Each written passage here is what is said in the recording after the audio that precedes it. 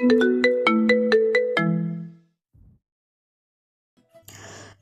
ভাইয়ের বিয়ে ঠিক হয়েছে সুন্দরী এক মেয়ের সাথে। বিষণ্ণ মন নিয়ে নদীর ধারে বসে রয়েছে রুহানিয়া। কাঁদতে কাঁদতে তার চোখ মুখ ফুলে গেছে। সবাই বলা বলি করছে মেয়ে চেনা সুন্দরী নয়, অপরূপ সুন্দরী, যাকে বলে ঠিক সেই ধাঁচের সুন্দরী। রুহানিয়া শুভ্রকে প্রচণ্ড রকমের পছন্দ করে। শুধু পছন্দ করে বললে ভুল হবে, অসম্ভব ভালোবাসে সে শুভ্রকে। বাড়ির বাদ বাকি সবাই ভীষণ খুশি এই বিয়েতে, একমাত্র রুহানিয়া ছাড়া। তার কষ্টে বুক ফেটে যাচ্ছে। রুহানিয়াকে খুঁজতে খুঁজতে নদীর পাড়ে এসেছে চৈতি। সে পিছনে দাঁড়িয়ে হাঁপাতে হাঁপাতে বলল, তুমি এখানে বসে আছো আপাই? ওদিকে বাড়ির সবাই হন্যে হয়ে তোমায় খুঁজছে। মেজাজ বিগড়িয়ে যায় রুহানিয়ার। সে ছাঁচালো স্বরে চৈত্রীকে ধমক দিয়ে বলে, কেন? আমায় কি দরকার? বিয়ে তো আর আমার সাথে হচ্ছে না। আমি থাকলেই কি আর না থাকলেই কি? ধমক খেয়ে চৈত্রী প্রথমে একটু ভরকালেও পরেক্ষণে নিজেকে সামলে নেয়। রুহানিয়া তার মেজ কাকার মেয়ে, অসম গুণের অধিকারী, সেই সঙ্গে খুব ভালো ছাত্রী। সে একদম ব্রাইট স্টুডেন্ট, সবার সঙ্গে কমল কণ্ঠে কথা বলে। এমনকি চৈত্রীকে সে বাকি কাজিনদের থেকে বেশি ভালোবাসে, আদরও করে। চৈত্রীরা যখনই শহর থেকে গ্রামে বেড়াতে আসে তখনই তাকে রুহানিয়ার সাথে রাতে থাকতে হয়। এতে চৈত্রীর ভীষণ ভালো লাগে। মজার মজার গল্প শোনায়। সেই রুহানিয়া আপা যে তার সঙ্গে এত খারাপ ব্যবহার করছে, এটা সত্যিই বিস্ময়কর। এর মানে গণ্ডগোল কিছু একটা আছে। সে ভয়ে ভয়ে রুহানিয়ার পাশে বসলো। ফুলে ফেঁপে ওঠা মুখটার দিকে তাকিয়ে তথস্থ কণ্ঠে জানতে চাই, তুমি কাঁদছো? হ্যাঁ, কাঁদছি। তাতে তোর কি? বাড়ি যা। চৈতে গেল না, সে বসেই রইল। খুব সাহস সঞ্চয় করে রুহানিয়ার এক হাত নিচের হাতের মুঠোয় নিয়ে বলল, আমায় বলো না আপাই, কি হয়েছে? চৈত্রীকে একটা কড়া ধমক দিতে গিয়েও চুপ হয়ে গেল রুহানিয়া। তার প্রচণ্ড কান্না পাচ্ছে, চিৎকার করে কাঁদতে ইচ্ছা করছে, কিন্তু সে চৈতির সামনে নিজেকে আর দুর্বল প্রমাণ করতে চাচ্ছিল না। দু হাতে চোখ মুছে উঠে দাঁড়িয়ে বলে, তুই ছোট মানুষ, বুঝবি না এত কিছু। চল বাড়ি চল। আর শোন, খবরদার বাড়ির কাউকে কিচ্ছু বলবি না। চৈতি বলতে চাইল, তুমি ভুল বলছো আপাই, আমি মোটেও ছোট নই। সামনের মাস থেকে আমিও কলেজে যাব। কলেজে পড়া একটা মেয়ে কি পিচ্ছি বাচ্চা হয় কখনো? তবে কথাগুলো আর বলা হয়ে উঠল না। প্রতিমধ্যে একটা চমৎকার বিষয় আবিষ্কার করলো চৈতি। একটু আগে কান্নাকাটি করা রুহানিয়া এখন খিলখিল করে হাসছে। না, হাসির কোনো কারণ নেই। পথে ওদের মধ্যে আর কোনো কথাই হয়নি। বাড়ির সামনে এসে অযথাই রুহানা এমন শব্দ করে হাসছে। এর আসল কারণটা কি চৈতির বোধগম্য হলো না। যদিচ সে ঘটনার মাথা মুন্ডু কোনো কিছুই স্পষ্ট অবলম্বন করতে পারেনি, তথাপি রুহানাকে হাসতে দেখে তার ভীষণ ভালো লাগছে। বাড়িতে গিয়ে দেখলো হইচই কাণ্ড। মা কাকিরা মামিরা সবাই রান্না বান্না নিয়ে ভীষণ ব্যস্ত। দুপুরের মধ্যে শুভ্র শহরের বন্ধুরা সবাই দল বেঁধে গ্রামে আসবে। ওদের খাওয়ার বন্দোবস্তই করছিল সবাই। এছাড়া গায়ে হলুদের অনুষ্ঠান আজ হবে। তাদের মধ্যে ব্যস্ততার শেষ নেই। ছোট মামি রুহানিয়া চৈতিকে একসাথে দেখে বললেন, এই যে মহারানী দুজন, কোথায় ঘোরাঘুরি হচ্ছে শুনি? শুভ্রর বন্ধুরা এই এলো বলে, যা গিয়ে ওদের জন্য ঘর দোরগুলো একটু পরিপাটি কর, পরিষ্কার কর। ভাইয়ের বিয়েতে হাত পা গুটিয়ে বসে থাকলে হবে? কথাগুলো এক জায়গায় স্থির হয়ে দাঁড়িয়ে বলেননি মামি। শেষের কথাগুলো ভাড়ার ঘরে যেতে যেতে বলেছিলেন। রুহানিয়া চল। বলে মেহমানদের জন্য বরাদ্দকৃত রুম গোছানোর জন্য চলে গেল। চৈত্র ভূ কুচকে এখনও দাঁড়িয়ে আছে। শুভ্র ভাইয়ের বন্ধুরা আসবে, এই জন্য সে কেন রুম গোছাতে যাবে? তার এত টাকা কিসের? ওদের কি হাত পা নেই নাকি? একদল বাচ্চা কাচ্চা দৌড়ে উঠানে এসে জড়ো হলো। ওরা দৌড়াদৌড়ি করে খেলছে। চৈতির ভালো লাগলো না। তার যদি কাজ করতে হয় তাহলে এই পিচ্চিগুলোরও করতে হবে। সে এক হাতে কোমরে রেখে একটু ভাব নিয়ে দাঁড়ালো, অন্য হাত উঁচু করে বাচ্চাদের ইশারা করলো। ভাবখানা এমন যেন এখনই জাতির পিতা বঙ্গবন্ধুর গুণধর নাতনি চৈতি গুরুত্বপূর্ণ ভাষণ দেবে। দুঃখের বিষয় হলো বাচ্চারা ওই ইশারা খেয়ালই করলো না। সে এবার গলা খাকারি দিয়ে ডাকলো, এই আন্ডা বাচ্চার দল, এদিকে আয়। ওরা একে অপরের দিকে তাকিয়ে এগিয়ে এলো। সাদা শার্ট আর হাফ প্যান্ট পরুয়া ছোট মামার ছেলে দু হাত বগল দাবা করে দাঁড়িয়ে বলল, কি হয়েছে সুইটহার্ট, ডাকো কেন? চৈত্রী চোখ বড় বড় করে তাকায়। 6 বছর বয়সে ওর মামাতো ভাই সমুদ্র। ভাবসাব দেখলে মনে হবে বাংলাদেশের সুপারস্টার সাকিব খান। সে একটা রাম ধমক দিয়ে বলল, মার বোটেনে এক চর বেয়াদব, ইচড়ে পাকা হয়ে গেছিস না? মামাকে দেব বিচুর? সমুদ্র মুখে হাত দিয়ে হাসতে হাসতে বলে, পাপা জানে আমি তোমায় পছন্দ করি। ওপাশ থেকে ফুপুর মেয়ে টুম্পা বিস্ফোরিত দৃষ্টিতে তাকিয়ে বলল, সে কি রে, তুই না বলেছিলি তোর স্কুলের ক্লাসমেট মিতাকে পছন্দ করিস? সমুদ্র বলল, হ্যাঁ করি তো, স্কুলের ইংলিশ মিসকেও আমি পছন্দ করি, কিন্তু সবাইকে তো আর বিয়ে করব না। পাপাকে বলেছি বড় হয়ে আমি সুইটহার্টকে বিয়ে করব। সমুদ্রের কথা শুনে চৈতির মাথা ঘুরে পড়ে যাওয়ার উপক্রম। সমুদ্রের নামটা কে রেখেছে ঠিক মনে পড়ছে না, তবে যে রেখেছে একদম ঠিক নাম রেখেছে। সমুদ্রের বৈশিষ্ট্যের সাথে নামকরণ একদম পারফেক্ট। সমুদ্রের মতোই ওর মনটা বিশাল। সে নিজেকে সামলে নিয়ে বলল, চল নেংটি দূর, আমাকে কাজে সাহায্য করবি। সে আমি সাহায্য করতে পারি, তবে তুমি আমায় নেংটি ইঁদুর কেন ডাকছো? আমি কি নেংটু? এই দেখো আমার প্যান্ট আছে। আর দেখা লাগবে না, চল এখন। এই আন্ডা বাচ্চা তোরা হয়। একদল বাচ্চা কাচ্চা নিয়ে চৈতি ভিতরে যায়। ওদের দিকে রুহানিয়া বলে, ওদেরকে আবার এনেছিস কেন? আমরা কাজ করব, আর ওরা কি বসে বসে হাওয়া খাবে? ওদের দিয়েও কাজ করাবো। রুহানিয়া বোধ হয় মৃদু হাসল, বলল, এইটুকু বাচ্চারা আমার কি কাজ করবে? ওদেরকে তুমি এইটুকু বলছো? এক একটা ভাজা ভুট্টা। সমুদ্র কথার মাঝে ফরন কেটে বলল।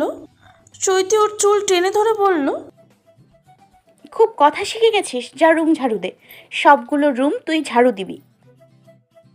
এরপর বাকিদের বলল, মালিশগুলো গোছা যা। তোদের আম্মুরা কিভাবে গুছিয়ে রাখে দেখেছিস না? ঠিক ওইভাবেই গোছাবি। বাচ্চারা সব কাজে লেগে পড়েছে। সে একটা চেয়ারে বসে কাজের তদারকি করছে।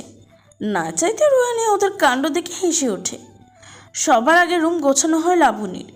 সে দৌড়িয়ে আসে চৈতির কাছে। কিরে, কাজ শেষ?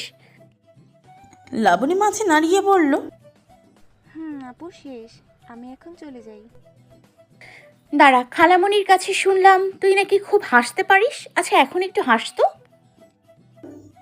লাবণী ঘাড় ঘুরিয়ে রুহানের দিকে তাকালো। রুহানিয়া চোখ পাকিয়ে বলল, ওফ, খবরদার, এখানে কোনো হাসাহাসি চলবে না। তার বারণ টিকল না। তার আগে লাবণী খড় কাঁপিয়ে হাসা শুরু করেছে। এমনভাবে শব্দ করে হাসছে যে ওর অবস্থা দেখে বাকিদের এসে কুটি কুটি হওয়ার মতন অবস্থা। এমনকি চৈতি নিজেও হাসতে হাসতে মেঝেতে বসে পড়েছে। কেবলমাত্র রুহানিয়াই নির্বিকার ভঙ্গিতে দাঁড়িয়ে রইল। বাচ্চারা সব হাসতে হাসতে বাইরে চলে গেছে। চৈতি পেট ধরে উঠে দাঁড়িয়ে বলল, লাবণী তো আসলেই খুব হাসতে পারে আপাই।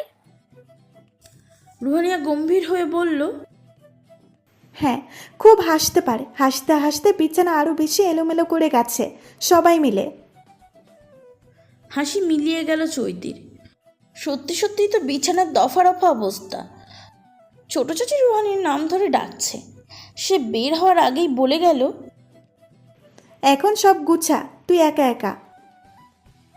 চৈতির ঠোঁট উল্টে কান্না করতে ইচ্ছা করছে। আন্ডা বাচ্চাদের একবার শুধু হাতের কাছে পাই, দেখাবে মজা। বিড়বিড় করতে করতে একা একাই ঘর গোছাতে লাগলো সে। ঘর গোছানো যখন প্রায় শেষের দিকে, সেই সময় সমুদ্র দরজার সামনে এসে বলল, হেই সুইটহার্ট, শুভ্র ভাই আর বন্ধুরা সবাই এসে পড়েছে। সবাই হেভি হ্যান্ডসাম জানো। তুমি কিন্তু ওদের সামনে যেও না, ভুলে যেও না। পাপা কিন্তু বলেছে তুমি আমার বউ হবে। চৈতি বালের সাথে তেড়ে যায় সমুদ্রকে মারতে। দরজার বাইরে যাওয়ার আগেই হিষ্টপুষ্ট পেশি বলে এক শরীরের সঙ্গে ধাক্কা খেয়ে পড়তে গিয়েও সে দরজা আঁকড়িয়ে ধরে। তবুও সে টাল সামলাতে পারছিল না। তখন ছেলেটি বালিশ সহ তার হাত টেনে ধরে। এই যাত্রায় বড় বাচ্চা বেঁচে যায় চৈতি। পিচ্ছি বাচ্চা মানুষ, একটু দেখে শুনে চলবে তো। চৈতি চলে যাচ্ছিল, ছেলেটির কথা শুনে দাঁড়িয়ে পড়ে। অগ্নি দৃষ্টি নিক্ষেপ করে বলে, আপনি নিজে দেখে শুনে চলতে পারেন না? ছেলেটি হাঁ করে তাকিয়ে আছে। বলা বাহুল্য, চৈতির ভিত্তিহীন ডাকে সে বেশ চকিয়ে গেছে। শুভ্র সেই সময়ে পিছন থেকে এসে ছেলেটির কাঁধে হাত রেখে বলে, কিরে, এইভাবে দাঁড়িয়ে আছিস কেন? তোর নাকি জলদি চাপ এসেছে?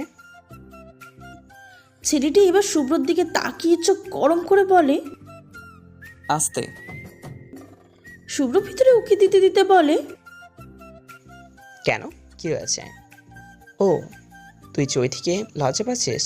দূর, ও ছোট মানুষ, ওর সামনে লজ্জা কিসের? বাকি বন্ধুদের একজনের ডাক পড়ায় শুভ্র চৈতিকে বলল, ওকে ওয়াশরুমটা দেখিয়ে দে। চৈতি ছেলেটির হাত থেকে বালিশটা ঝড়ের গতিতে কেড়ে নিয়ে বলল, বাম পাশের রুমে গিয়ে ডানে যাবেন, তাহলেই ওয়াশরুম পেয়ে যাবেন। এরপর সে বালিশটা যথাস্থানে রেখে বাইরে বেরিয়ে যায়। বিকেলের হলুদের বন্দোবস্ত করে সব বন্ধুরা মিলে একত্রে উঠোনের চেয়ারে বসে আছে। সবাই শুভ্রকে নিয়ে হাসি তামাশা করছে। বন্ধুদের মতোই শুভ্রই প্রথম বিয়ে করছে, বাকিরা এখনো কেউ বিয়ে করেনি। ছোট মামি পিঠার প্লেট চৈতির হাতে দিয়ে বলল, এগুলো ওদেরকে দিয়ায়। চৈতি গম্ভীর হয়ে বলল, দুঃখিত মামি, পারবো না। তিনি অবাক হয়ে বললেন, কেন? উত্তরের অপেক্ষা না করে তিনি রুহানিয়াকে বললেন প্লেট নিয়ে যেতে। যেহেতু বাড়ির কেউ জানে না তার মনের ভিতর কি ঝড় বয়ে যাচ্ছে, তাই সে নিজেকে যতটা পারছে স্বাভাবিক রাখার চেষ্টা করছে। সে চৈতির মতন করে চট করেই মামির মুখের উপর না করতে পারল না। বাড়ি দীর্ঘশ্বাস গোপন করে দু হাতে দুটো পিঠার প্লেট নিয়ে এগিয়ে গেল। শুভ্র ওকে দেখে সবার সাথে পরিচয় করিয়ে দিয়ে বলল, ও আমার মেজো কাকার মেয়ে রুহানিয়া, খুব ব্রিলিয়ান্ট স্টুডেন্ট, সাইকোলজি নিয়ে অনার্স 2য় বর্ষে পড়ে। আর রুহানিয়া, ও হচ্ছে কাব্য, ও তিতাস, ও দেব, রামিম, জিহাদ আর শিহাব। এইভাবে এক একে নাম বলে পরিচয় করে দিচ্ছিল। রুহানিয়া ভদ্রসূচকভাবে এসে সালাম দিয়ে সেই স্থান প্রস্থান করছে। দূর থেকে ওদের পরিচয় পর্ব দেখছিল ও শুনছিল চৈতি। সে বিড়বিড় করে বলল, ও আচ্ছা, এই খাম্মাটার নাম তাহলে কাব্য। পিঠা খেতে খেতে পাশে এসে দাঁড়িয়েছে দিশা, রুহানিয়া আপু ছোট বোন, এবার কলেজে পড়ে। গায়ে হলুদের অনুষ্ঠান শুরু হলো সন্ধ্যার দিকে। রুহানিয়া বাদে সবাই অনুষ্ঠানে অংশগ্রহণ করেছে।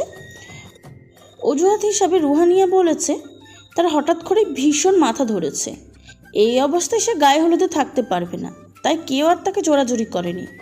হলুদ ছোঁয়ানোর শেষে শুভ্রর বন্ধুরা গান গাইবে বলে জানালো। বড় মামি তখন ফট করে বলে ফেললেন, আমাদের ছেলে শিমুল কিন্তু খুব ভালো গান করে। চৈতির ইচ্ছা করছিল বড় মামিকে টেনে নিয়ে এসে মুখে কস্টেপ লাগাতে, কেননা সে বোকা শোকা ধরনের মানুষ, কি বলতে যে কি বলে ফেলে নিজেও বুঝে উঠতে পারে না। এই যে এখনই যে উল্টো পাল্টা একটা কথা বলে ফেলবে, চৈতি শিওর। হলেও তাই। তিনি শিমুলকে ডেকে বললেন, বাবা, সবাইকে একটা গান শোনাও তো। সবাই একসাথে হৈ হৈ করে উঠল। হ্যাঁ, জুনিয়র শিল্পী দিয়ে তাহলে গান শুরু হোক। বলল কাব্য। শিমুলটা হয়েছে আরও বোকা, বোকা মানব একটা, কিন্তু ভিতরে ভিতরে তার ব্যাপক শেয়ানাগিরি। সে তার মায়ের দিকে বোকার চাহনি দিয়ে জিজ্ঞাসা করলো, কোন গানটা গাইবো মা? একটা দেশত্ববোধক গান গা। হাই রে কপাল, গায়ে হলুদে নাকি দেশের গান। শুভ্র ভাই বিয়ে করবে নাকি নতুন করে দেশ স্বাধীন করবে ভেবেই পাচ্ছে না চৈতি। কাব্য আরও উৎসাহ দিয়ে বলল, ঠিক ঠিক, দেশের মানুষ দেশের গান দিয়েই সব কিছু শুরু করা উচিত। শিমুল উৎসাহিত হয়ে গান শুরু করলো। যদি রাত পোহালেই শোনা যেত বঙ্গবন্ধু বেঁচে। চৈতির সঙ্গে সঙ্গে শিমুলের মুখে হাত রেখে চিবিয়ে চিবিয়ে বলল, গাধা, তোর গান শুনলে বঙ্গবন্ধুর পুনরায় মরতে ইচ্ছা করতো, বেঁচে নেই না, ওটা মরে নাই হবে।